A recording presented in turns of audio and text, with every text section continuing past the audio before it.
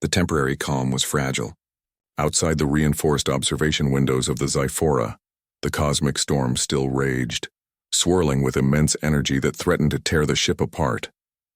The alien crew moved cautiously, following the instructions of Captain Elias Kane, who had become a steady presence in their midst. Despite the danger, there was a sense of determination that had not existed before. Elias stood in the engineering bay, overseeing the repair work. Zorak and the other engineers worked under his guidance, learning to reroute circuits, stabilize energy flows, and reinforce the ship's hull using improvised methods. For aliens who relied on advanced, delicate systems, human improvisation seemed chaotic at first, yet it worked. Every adjustment made the Xiphora a little stronger, a little more resilient. "You humans are strange," Zorak admitted, carefully following Elias's instructions. "Your methods are simple yet effective." "I do not understand how you think," Elias grinned. "We rely on creativity and adaptability. Sometimes the most complicated problems have simple solutions if you keep trying." Meanwhile, Vera worked to stabilize the communication systems. With Elias's assistance, she managed to amplify their distress signal and encode it in a way that could survive the storm's interference. Though no response had come yet, she felt hope. For the first time, they were not alone. Thalri walked among his crew, observing their renewed energy. He could see their fear being replaced by cautious optimism. "This human, he is not only brave," Thalri said quietly. "He teaches us to adapt, to fight with what we have, not what we wish we had." Elias glanced up from the core stabilization unit. "We can't let the storm catch us off guard. We need to test the engines and prepare for movement. If we wait too long, even the temporary orbit will not protect us." Zorak nodded, and the engineers began activating the auxiliary engines. Sparks flew as the systems were pushed to their limits, but under Elias's guidance they held steady. Hours passed, and the storm grew closer, its energy surging like a living thing. The aliens watched from the observation deck, anxiety etched on their faces. Thalri approached Elias. "Are we ready?" he asked. Elias examined the instruments carefully. "We are ready, but the next phase is dangerous. We must synchronize our movements perfectly, or the storm will tear us apart." The Xiphora and the Odyssey aligned, engines humming in precise coordination. Elias gave the command, and both ships moved together into the heart of the storm. Outside, plasma arcs danced violently, lighting up the void in jagged flashes. Gravity waves surged, pulling at the hulls with immense force. The crew held on, their bodies pressed against railings as the ship shuddered.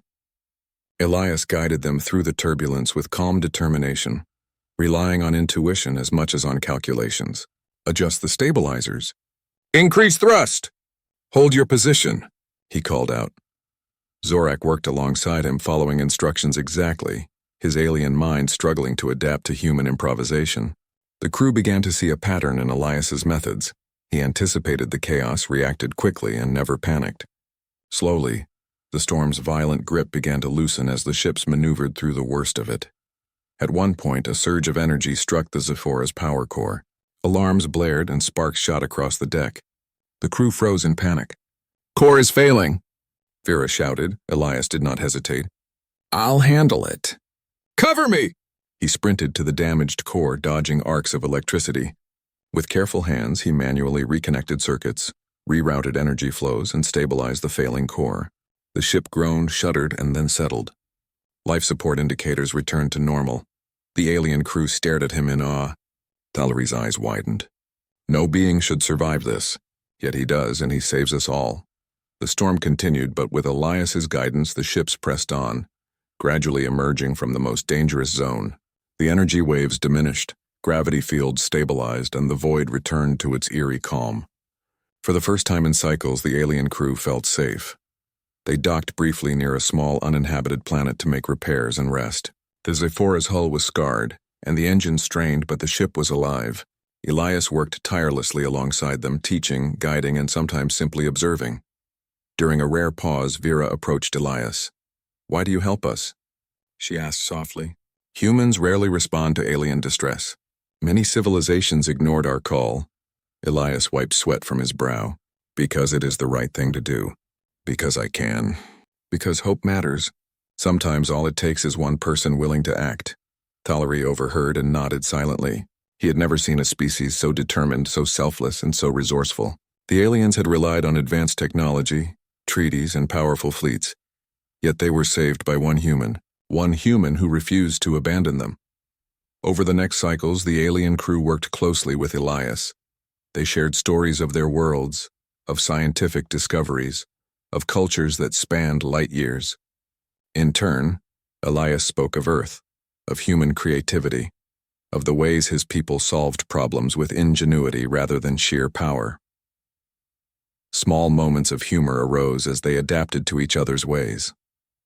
Vera laughed at Elias's insistence on using simple tools in complex situations. Zorak marveled at human improvisation. Taliri admitted privately that humans had an energy and courage that no alien intellect could replicate. Yet they knew danger was still near. The cosmic storm's remnants churned in the distance, threatening to disrupt their fragile orbit. They had stabilized the ship, but the universe offered no guarantees. Elias gathered the crew in the command deck. "We have done well, but the storm is not over. We must leave orbit and set course for a safe region. We will travel together, combining your knowledge and my methods. We can do this, but it will require trust, focus, and cooperation." Taliri looked around at his crew, who nodded in silent agreement. They trusted Elias now, not only as a captain, but as a symbol of what humans could achieve. The engines fired, and the Xiphora and the Odyssey moved in synchronized harmony. Outside, the storm's energy waves still flashed, but with every careful maneuver, they grew weaker. The ships pressed forward, pushing through danger with courage, intelligence, and persistence. At one point, a massive energy arc struck the Xiphora. Panels exploded and systems flickered. The crew froze, but Elias remained calm. "Reroute auxiliary power to the shields." "Hold steady," he shouted. Together, human and alien crews followed his guidance, stabilizing the vessel just in time. Finally, after countless cycles of tension, the ships emerged into a calm sector of space far from the storm's grasp. The stars stretched in peaceful silence, the void now a canvas of hope rather than despair. The alien crew gathered in the observation deck, staring at Elias. Taliri's voice was quiet, but full of admiration. "You have done what none of our civilizations could. You have saved us not with force or fleets, but with courage, intellect, and will. Humans are remarkable." Elias smiled, tired but satisfied. "We all have a choice. Sometimes the right choice is the hardest, but it can make all the difference. You survived because you did not give up, and I was there to help." Vera added, "You have shown us that hope is more than a word. It is an action, a human action." As the alien crew continued to repair the Xiphora, they realized they had learned more than survival. They had learned respect for a species they had only imagined. They had learned that humans, despite their limitations, could accomplish extraordinary feats when they combined courage, creativity, and compassion. Elias prepared to depart in the Odyssey, leaving the aliens with tools, knowledge, and guidance to navigate the rest of their journey. Taliri stepped forward. "Captain Kane, you will always be remembered among our people. Not as a visitor, but as a savior, a teacher, and a friend." Elias nodded, humbled. "Thank you, Taliri. But remember, your survival was also your own. You adapted, you fought, and you did not give up. That is what made this possible." The human ship detached, gliding through the void as the alien crew watched. A new understanding had formed between species. Stories would be told, lessons shared, and the memory of human courage would travel across galaxies. For Elias, it was another mission completed, another chance to prove that humanity, even in the vast indifferent universe, could shine brightly. One human had made a difference not through overwhelming power, but through ingenuity, compassion, and the refusal to abandon those in need. And as the Odyssey disappeared into the distant stars, the alien crew of the Xiphora knew that they would forever carry the legacy of that human, a reminder that hope, courage, and ingenuity could survive anywhere, even in the darkest corners of space. The void was vast, the universe immense, but one truth remained clear. Humanity had left its mark, and through one human's actions, countless lives had been saved. The galaxy was watching, and the story of courage would echo for cycles to come. The deep void of space stretched endlessly, dotted with distant stars that seemed like pinpricks of hope in a sea of darkness. The alien vessel Xiphora drifted silently, its sleek metal hull scratched and scarred from a recent meteor storm. Inside, the crew moved with quiet urgency, aware that time was slipping away. The ship's core systems were failing. Life support flickered intermittently. Communication arrays were damaged beyond immediate repair. Panic simmered beneath their calm exterior, but no one dared to show it. Captain Thalry, a tall, lithe alien with translucent skin that glowed faintly in the dim light, stood at the command deck. His multifaceted eyes scanned the holographic displays, trying to calculate a course that could lead them to safety. He had been trained for crises like this, but nothing could prepare a leader for being stranded in the emptiness of uncharted space. "Energy reserves are at 15%, said Vera, the ship's communications officer, her voice trembling slightly. "We cannot sustain life support for more than 3 cycles. "Send the distress signal again," Thalry ordered. "We cannot afford silence." Vera hesitated, then nodded. The ship's console hummed as she activated the remaining functional transmitter. The distress signal was weak, fragmented, and encoded in multiple alien dialects, hoping that anyone might receive it. They had sent it before countless times, but the void had been empty. No response. "Perhaps it is time to prepare for evacuation," said Zorak, the engineering officer, his voice low and grave. "Even if we abandon ship, survival is unlikely." Thalry shook his head. "We will not give up yet. There is always a way." Far away aboard the human exploration vessel Odyssey, Captain Elias Kane sat in the pilot's chair scanning the systems. The ship was modest compared to the enormous interstellar cruisers of the alien civilizations he sometimes monitored. But Elias had always preferred efficiency and simplicity over bulk. He noticed a faint anomaly on the sensors, a weak, irregular signal. His brow furrowed as he adjusted the receiver. The signal was garbled, but it carried a complex pattern, almost like it was layered with multiple messages at once. Most humans would have dismissed it as interference. But Elias had a knack for curiosity, a trait that had saved him more than once. He leaned forward. "This is not random. Someone or something is sending this intentionally." He activated the decryption program, letting the ship's AI attempt to analyze the patterns. Slowly, a message began to emerge filled with alien syntax and strange symbols. Elias studied it, recognizing repeated phrases that suggested distress. "They need help," he muttered almost to himself, "and no one else is answering." Back on the Zephora, the crew felt the first glimmer of hope. The signal had not been ignored. They saw the faint indication that someone had acknowledged their call. Thalry exhaled, a gesture humans would call relief. "Finally, someone hears us." Minutes later, the alien crew watched anxiously as a small human vessel approached. Elias maneuvered carefully, aware that the Zephora was fragile. He did not know what kind of beings he was about to meet, but he understood one thing clearly. They were in trouble, and he could not leave them. The docking sequence began, tense and delicate. The human ship was smaller but maneuverable, and Elias guided it with steady hands. The two ships aligned perfectly despite the trembling hum of the alien vessel. When the docking clamps engaged, both crews held their collective breath. The airlock hissed open, and Elias stepped inside the alien ship. His presence caused a ripple of whispers among the crew.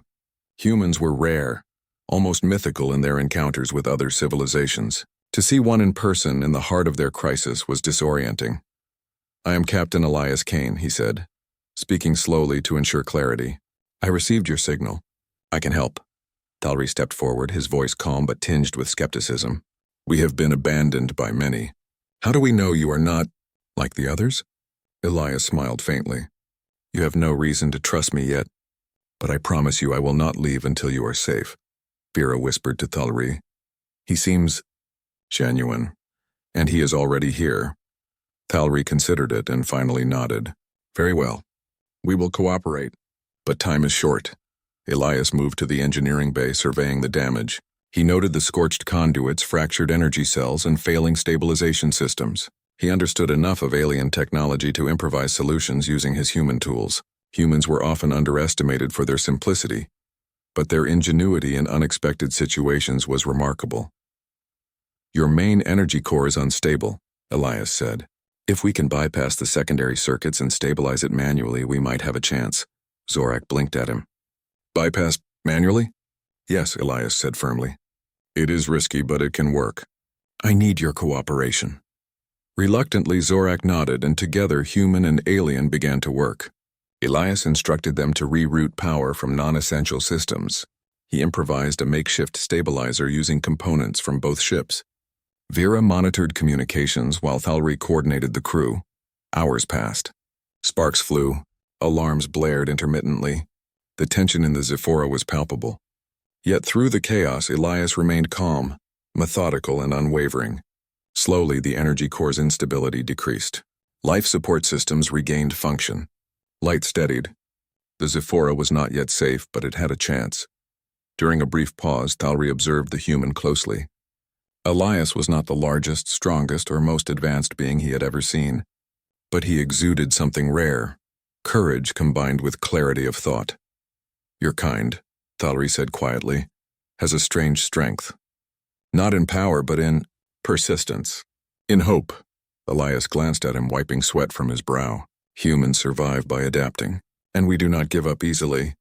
Vera, listening, smiled faintly. Perhaps we underestimated humans. Just as they were beginning to stabilize the ship, the sensors screamed a warning. The gravitational pull of a nearby anomaly, the remnant of a collapsed star, was growing stronger, tugging at the Zephora. The ship shuddered violently. "We are being drawn in," Vera shouted. "We cannot resist this pull." Elias quickly assessed the situation. "If we stay here, both ships will be destroyed. We have to move now." Thalry looked around at his crew. Some were terrified. Others were resigned. He saw the determination in Elias's eyes and felt a strange sense of reassurance. "What do you suggest?" he asked. "I can dock with you and use my engines to tow the ship," Elias said. "It will be dangerous, but it is the only way." Zorak swallowed. "And if you fail?" Elias did not hesitate. "Then we both fail. But I will try. I will not leave you." Trust, fragile and tentative, was given. The crew braced as Elias activated the thrusters of the Odyssey, the human ship straining against the immense gravitational forces. The Zephora groaned and trembled, its ancient systems fighting to survive. The anomaly loomed closer, a swirling mass of energy and destruction. Minutes stretched like hours. Every adjustment, every calculation mattered. The alien crew watched in awe as Elias coordinated maneuvers, combining intuition and technical skill in a way no machine could match. Sparks flew from damaged conduits. Lights flickered. Yet the human did not falter. Finally, with a tremendous effort, the combined ships managed to break free from the worst of the gravitational pull. Both vessels drifted into a temporary stable orbit near a nearby uninhabited planet. The storm of energy still raged around them, but they were alive. Thalry exhaled, a deep sigh that conveyed relief and disbelief. "You saved us. We should have known. We should have trusted humans sooner." Elias allowed himself a small smile. "We do what we can. We never know when we might make a difference. That's all any of us can do." The crew began repairs, working alongside Elias, learning from his methods and marveling at his quick thinking. For the first time in cycles, there was laughter, quiet but genuine, a sign of hope in the darkness of space. As the night deepened over the alien vessel, Thalry stood at the observation deck, looking out at the stars. One human had arrived when all others ignored them. One human had reminded them that even in the vast, indifferent universe, hope could be found. And as Elias worked tirelessly among the alien crew, a bond began to form, one that would forever change the way they viewed humanity. Yet the danger was far from over. Beyond the temporary calm, the cosmic storm churned with unseen fury, and the next challenge would demand even greater courage. But for now, against impossible odds, humans had proven that ingenuity, courage, and compassion could shine brighter than any star.